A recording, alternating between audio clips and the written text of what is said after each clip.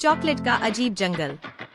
एक बार की बात है, एक छोटे से गांव में एक बच्चा रहता था जिसका नाम था कबीर। कबीर को चॉकलेट बहुत पसंद थी। वह हर दिन सोचता, काश दुनिया में हर चीज चॉकलेट की होती। एक दिन उसकी ये ख्वाहिश अचानक सच हो गई, लेकिन जिस तरह से वह सच हुई वह बिल्कुल अजीब और डरावनी थी। एक सुबह कबीर सोकर उठा और देखा कि उसका तकिया चॉकलेट का बना हुआ था। उसे लगा कि वह सपना देख रहा है। उसने तकिए को तोड़कर खा लिया। यह असली चॉकलेट थी। वह चौंक गया और भागकर अपने बगीचे में गया। बगीचे के सारे पेड़, पौधे और यहाँ तक कि मिट्टी भी चॉकलेट में बदल गई थी। कबीर की आंखें खुशी से चमक उठीं, लेकिन यह खुशी ज्यादा देर तक नहीं टिकी। जब कबीर ने गांव की ओर देखा तो उसे कुछ और अजीब दिखाई दिया। गांव की सड़कें, घर और यहाँ तक कि लोग भी चॉकलेट में बदल रहे थे। लोग अपनी जगह पर जम गए थे, जैसे वे किसी जादू के कारण पत्थर के बुत बन गए हों। कबीर डरने लगा। ये क्या हो रहा है, उसने खुद से कहा। वह दौड़ता हुआ अपने सबसे अच्छे दोस्त अर्जुन के घर गया, लेकिन अर्जुन का घर भी चॉकलेट में बदल चुका था। कबीर ने अर्जुन को आवाज दी, लेकिन कोई जवाब नहीं आया।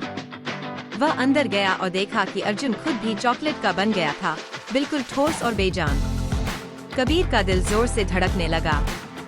उसने सोचा, अगर मैं कुछ नहीं करता तो मैं भी चॉकलेट में बदल जाऊंगा। तभी उसे एक आवाज सुनाई दी, इससे बाहर निकलने का एक ही रास्ता है। कबीर ने इधर उधर देखा, पर कोई नहीं था। आवाज फिर से आई, जंगल की तरफ जाओ। वहाँ तुम्हें एक जादुई झरना मिलेगा जो इस चॉकलेट की दुनिया को खत्म कर सकता है। कबीर ने बिना समय गवाए जंगल की ओर दौड़ना शुरू कर दिया। जंगल भी चॉकलेट का बन चुका था, लेकिन वहाँ अजीबोगरीब प्राणी भी थे जो उसे रोकने की कोशिश कर रहे थे। एक चॉकलेट का अजगर उसकी ओर बढ़ा, लेकिन कबीर ने हिम्मत नहीं हारी और तेजी से दौड़ता रहा। आखिरकार कबीर एक चमकते हुए झरने के पास पहुंचा। झरने का पानी नीले रंग का था और उसमें जादुई चमक थी। कबीर ने पानी से अपने चेहरे पर छींटे मारी और चमत्कारिक रूप से सब कुछ सामान्य हो गया।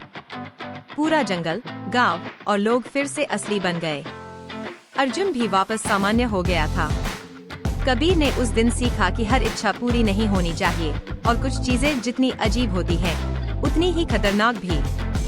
संदेश: इच्छाएं कभी कभी जितनी अच्छी लगती हैं, उतनी ही अजीब और खतरनाक भी हो सकती हैं। हमें हमेशा सावधान रहना चाहिए कि हम क्या मांगते हैं।